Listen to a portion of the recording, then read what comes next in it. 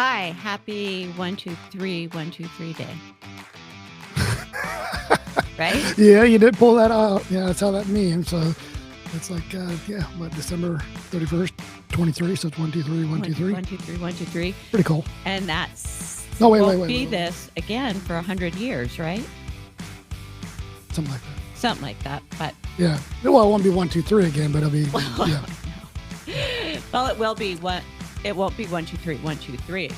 No. Anyway, so let's debrief this call that just came out of New York a couple of days ago. And there's two videos associated with it, and we're just going to make this real quick. And just because there's some, just training points maybe. I don't know. We'll flash it and go from there. But yeah, so the NYPD released a body-worn video of these officers. According to the police, the body-worn footage depicts the officers responding to a burglary call on Lewis Avenue made by 78-year-old Ceasar Robinson's nephew. It was revealed later that the nephew was a friend who called Robinson his uncle. Upon their arrival at Robinson's residence, he opened the door and shortly after brandished a gun, aiming it at the officers and advancing towards them. In response, the officers fired multiple shots, tragically resulting in his death. Let me add this to the screen.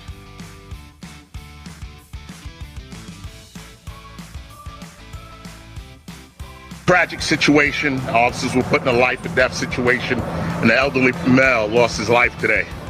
It's very tough. I'm Chief Magistrate, Chief of Department. Earlier today at 3:30 Lewis Avenue, our officers received a call of a burglary in progress. A caller stated that his elderly uncle was inside and he believed that someone was breaking into the home. Our officers in uniform assigned to the 81st Precinct responded over here to the location. They walked into the front door. It was one flight up they had to go to. When you enter the hallway of the first floor, it's a very, very narrow hallway. There's 4 apartments, 2 to the left, 2 to the right, and the doors are not flush. The doors are recessed into a smaller hallway that you have to walk into. Our officers, and this is based on observing their body camera, they went upstairs, they looked around at all 4 doors, they knocked on the apartment in question. Okay, so let's pause it here. So it's still running. Yeah. Oh, there it is. So what are your first thoughts? Do you have any? No, not really. I mean, it's pretty straightforward. I mean, I'm kind of confused.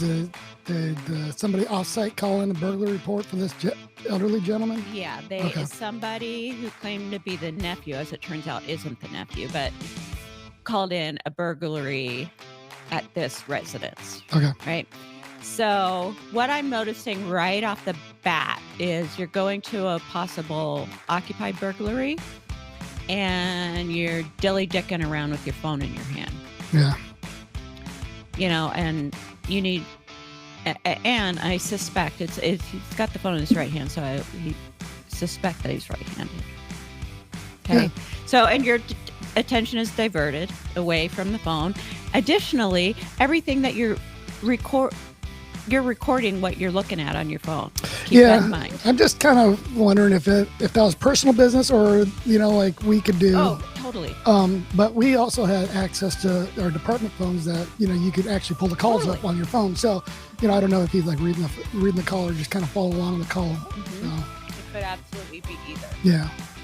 But just keep that in mind, that whatever you're looking at on your body worn, somebody else is seeing it. They did a good job of blurring it out. Yeah. But I've seen some things. Yeah. Yeah. Okay, so this one is from the body-worn camera itself.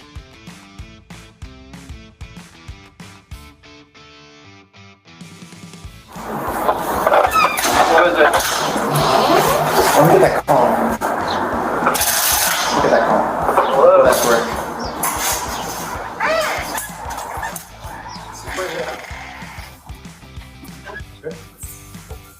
It looks like they put tape over the door. So No, that's those newfangled door blockers.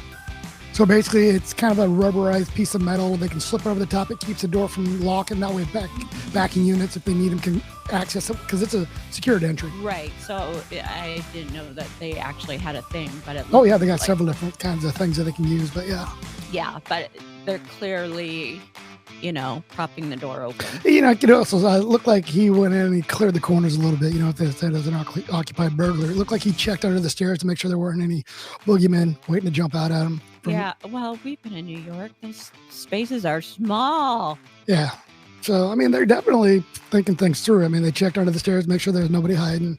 Now they're propping the door so that way, Backup. follow-up units, if they need them, can easily just come through. Right. Okay.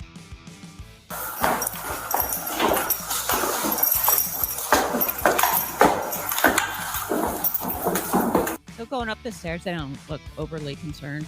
Yeah. It's kind of hard to say. They said it was an occupied burglary in progress, but their demeanor makes it seem like that wasn't necessarily. That wasn't necessarily maybe how it was dispatched. Yeah. That's not a typical response for a in progress burglary. Occupied burglary. So as that, whatever section chief was talking about it being. So yeah. Interesting.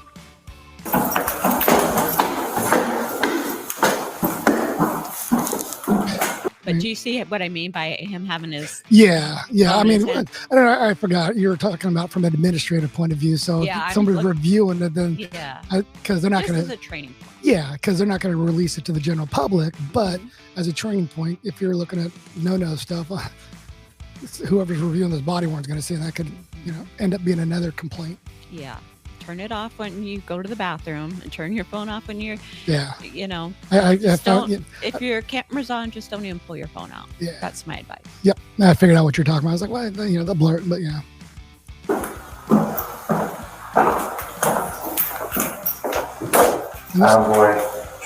Okay. So we don't have this problem here, because we're a little bit more spread out, but can you imagine there is nowhere to go in these apartments? Oh yeah. When you're in the fatal funnel, no matter what you do. Especially when the doors are like recessed into that alcove and there's two doors, now not only do you have to worry about the door you're dealing with, but somebody potentially coming out. Door. Yeah. Yeah.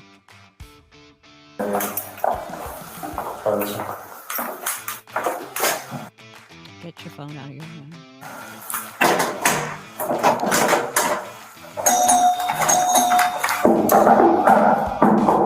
Okay, so I think that's weird. Yeah, like I said, there's no exigency, there's no, urgency, there's no concern right now. Right, it seems more like they're responding to a paper call.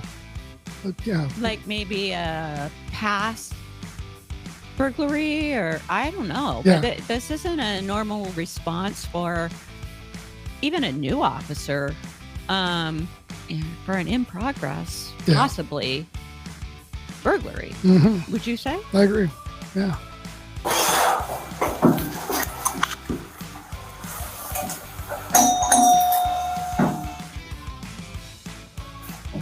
He's got his radio in his hand right there. Mm-hmm. Yeah. That drives me nuts. I know we've already talked about this on previous episodes.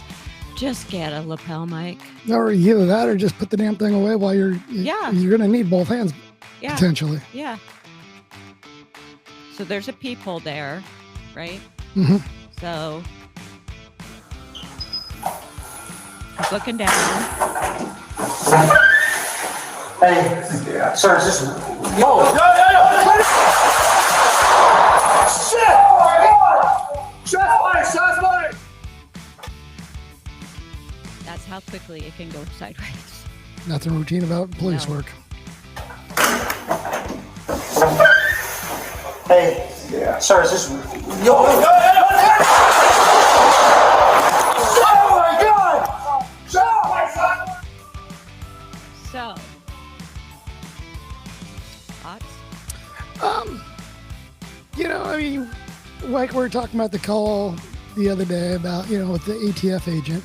You can't go in guns hot, but you also just can't go in there in the white zone, the fat, dumb, and happy, like you're just there delivering flowers, right? Right. You got to, every call is different. Every call is unique. Like you said, this is nothing routine about police work. No. And they were definitely caught flat-footed. Their reaction time, I mean, I'll give them props. Oh yeah, me too. You know, I give them plenty of props. I mean, you know, and especially in that small, you know, enclosure. The one officer got out of the way, thankfully, and the other officer, you know, dropped his phone and was on the draw. So I mean, even though he was on his phone, he was paying attention, and he was quick on it. Right. Yeah. So I don't know what the situation was. I don't know if that guy was a burglar. I don't know if he lived there. I don't know if he's mentally ill. I only know that he's 78. Yeah. And that he died.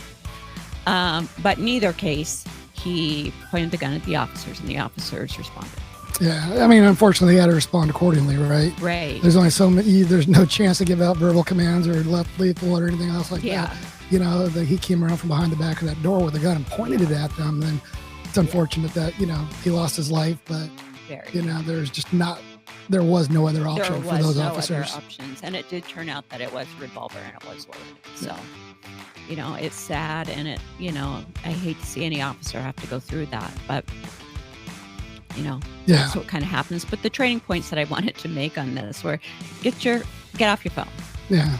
And, you know, keep your hands free and pay attention to what's in front of you. Right. And, you know, you don't have to be like ninja out, ready to strike, but you should be at least mentally prepared to, if you have to react, then you're more, you know, there to do it, rather than having your hand radio in one hand and the other guy had a phone in his hand, and, you know, they're kind of, whoa.